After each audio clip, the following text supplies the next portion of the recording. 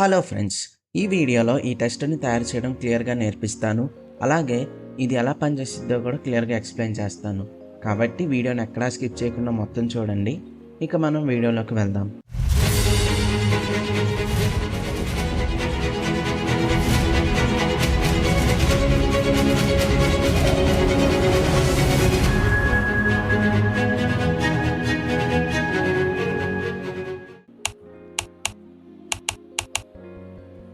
ఈ టెస్టర్ ఎలా పనిచేస్తుందో చూపించడానికి నేను ఒక సర్క్యూట్ని తయారు చేసుకుంటాను.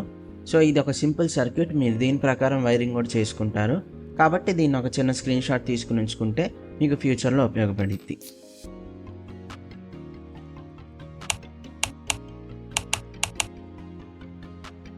ముందుగా ఈ సాకెట్కి పవర్ ఇస్తాము.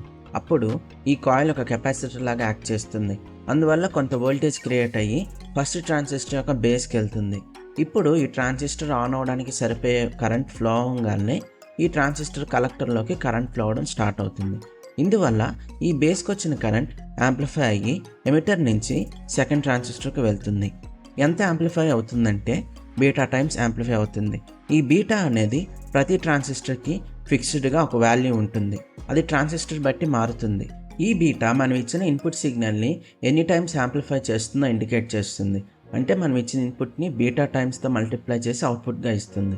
ఉదాహరణకు బీటా 100 అనుకుందాం. ఇప్పుడు ఈ ట్రాన్సిస్టర్ బేస్కి ఒక సిగ్నల్ ఇస్తాను. అది 1 మిల్లియాంప్ ఉంటుంది. అంటే 1 మిల్లియాంప్ స్ట్రెంత్ ఉంటుంది. ఇప్పుడు మనం దీన్ని బీటాతో మల్టిప్లై చేస్తే, అంటే 100తో మల్టిప్లై చేస్తే పెద్ద సిగ్నల్ వస్తుంది. అంటే 100 మిల్లియాంప్స్ సిగ్నల్ వస్తుంది. ఈ సిగ్నల్ ఎమిటర్ నుంచి అవుట్పుట్గా వస్తుంది. ఈ విధంగా యాంప్లిఫికేషన్ జరుగుతుంది. ఈ యాంప్లిఫైడ్ సిగ్నల్ సెకండ్ ట్రాన్సిస్టర్కి వెళ్తుంది. ఈ సెకండ్ ట్రాన్సిస్టర్ కూడా కలెక్టర్ కరెంట్ పెరిగి దీన్ని యాంప్లిఫై చేస్తుంది. ఎన్ని టైమ్స్ యాంప్లిఫై చేస్తుందంటే బీటా టైమ్స్ అని అర్థం. అంటే మనం ఇచ్చిన సిగ్నల్ని మళ్ళీ బీటాతో మల్టిప్లై చేస్తాం. బీటా 100 అనుకుందాం. ఇన్పుట్ వచ్చే 1 మిల్లియాంప్ అయితే ఫస్ట్ ట్రాన్సిస్టర్ నుంచి 100 మిల్లియాంప్స్ వస్తుంది. సెకండ్ ట్రాన్సిస్టర్ నుంచి 10,000 మిల్లియాంప్స్ వస్తుంది. కానీ రియాలిటీలో మనకి కాయిల్ నుంచి 20 మైక్రోయాంప్స్కి మించి కరెంట్ రాదు. అందువల్ల మనకి సెకండ్ ట్రాన్సిస్టర్ నుంచి అవుట్పుట్గా 20 మిల్లియాంప్స్ వరకు యాంప్లిఫైడ్ కరెంట్ అనేది వస్తుంది. ఈ విధంగా ఈ సెకండ్ స్టేజ్ యాంప్లిఫికేషన్ కూడా జరుగుతుంది. సెకండ్ ట్రాన్సిస్టర్ దగ్గర నుంచి మళ్ళీ యాంప్లిఫై అయిన సిగ్నల్ థర్డ్ ట్రాన్సిస్టర్కి వెళ్తుంది. థర్డ్ ట్రాన్సిస్టర్ ఒక స్విచ్ లాగా పనిచేసిద్ది కాబట్టి ఈ ఎల్ఈడిని ఆన్ మాత్రమే చేస్తుంది, యాంప్లిఫికేషన్ అయితే చేయదు. ఈ విధంగా ఇది ట్రాన్సిస్టర్ ఆన్ అయ్యి ఈ ఎల్ఈడిని ఆన్ చేస్తుంది. ఈ విధంగా సర్క్యూట్ క్లోజ్ అవుతుంది కాబట్టి బజర్ అలాగే ఎల్ఈడి ఆన్ అవుతాయి. ఈ విధంగా ఈ సర్క్యూట్ పనిచేసిద్ది. ఇందాక మనం చూసిన సర్క్యూట్ ప్రకారం ఈ సర్క్యూట్ని తయారు చేసుకుంటున్నాం. కాబట్టి నేను ఈ వీడియోని అంత డీటెయిల్గా పెట్టట్లేదు. లేదు మీకు బిల్డింగ్ వీడియోస్ కూడా ఇంకా డీటెయిల్గా కావాలంటే కింద కామెంట్ సెక్షన్లో కామెంట్ చేయండి. నేను తప్పకుండా ఫ్యూచర్ వీడియోస్లో బిల్డింగ్ వీడియోస్ కూడా ఇంకా డీటెయిల్గా పెడతాను. ఇది మీకు జస్ట్ ఒక చిన్న ఐడియా ఇవ్వడం కోసమే ఒక టైం ల్యాప్స్ లాగా పెట్టాను అంతే.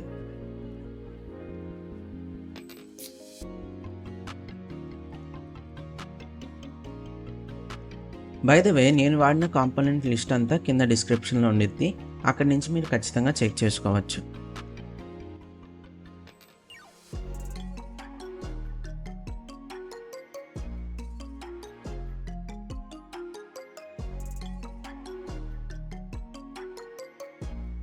అలాగే ఇది ఒక యాక్టివ్ బజర్. దీని మోడల్ వచ్చేసి TMB12A12. మీరు ఈ మోడల్ కాకపోయినా వేరే మోడల్ అన్నా తీసుకోండి, కానీ ఖచ్చితంగా యాక్టివ్ బజర్ని వాడండి. ఈ సర్క్యూట్స్కి యాక్టివ్ బజర్సే పనిచేస్తాయి, ప్యాసివ్ బజర్స్ పనిచేయవు. ఇది ఒక ఎనామెల్ కాపర్ వైర్. మీరు దీనికన్నా థిక్నెస్ ఉన్నది కూడా తీసుకోవచ్చు. దాన్ని ఈ విధంగా వౌండ్ చేసుకోవాలి ఒక కాయిల్ లాగా. అలాగే మనం తయారు చేసుకున్న సర్క్యూట్ ఉంది కదా, దానిలో ఫస్ట్ ట్రాన్సిస్టర్ యొక్క బేస్ పిన్ దేనికి కనెక్ట్ చేయలేదు కదా, దాన్ని ఈ విధంగా బెండ్ చేసుకోండి. ఇప్పుడు మనం ఈ బెండ్ చేసుకున్న దానికి మన కాయిల్ని సాల్డర్ చేసుకోవాలి. ఈ విధంగా క్లియర్గా సాల్డర్ చేసుకోండి. ఇది ఒక పాత HW బ్యాటరీ యొక్క కనెక్టర్. మీరు కావాలంటే పర్చేస్ చేసుకున్న కనెక్టర్స్ కూడా వాడుకోవచ్చు. దాన్ని ఈ విధంగా సాల్డర్ చేసుకుంటాను. అంటే కనెక్టర్ యొక్క నెగిటివ్ టర్మినల్ని బజర్కి, అలాగే కనెక్టర్ యొక్క పాజిటివ్ టర్మినల్ని ఎల్ఈడికి కనెక్ట్ చేసుకుంటాను. ఇప్పుడు ఫైనల్గా మనం HW బ్యాటరీని కనెక్ట్ చేసి చూద్దాం.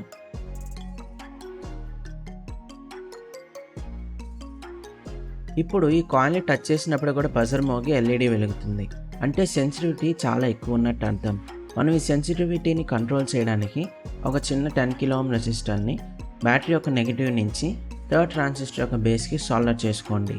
ఇప్పుడు మీకు సెన్సిటివిటీ కొద్దిగా కంట్రోల్లో ఉంటుంది.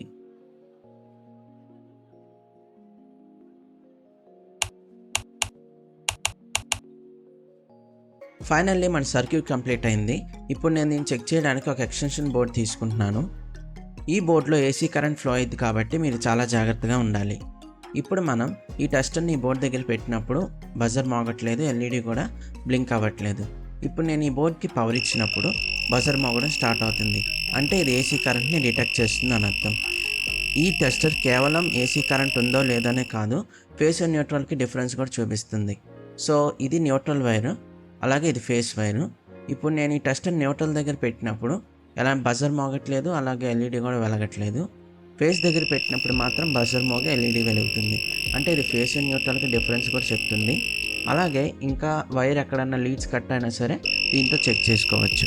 ఈ వీడియో మీకు నచ్చినట్టయితే మన ఛానల్ని తప్పకుండా సబ్స్క్రైబ్ చేసుకోండి.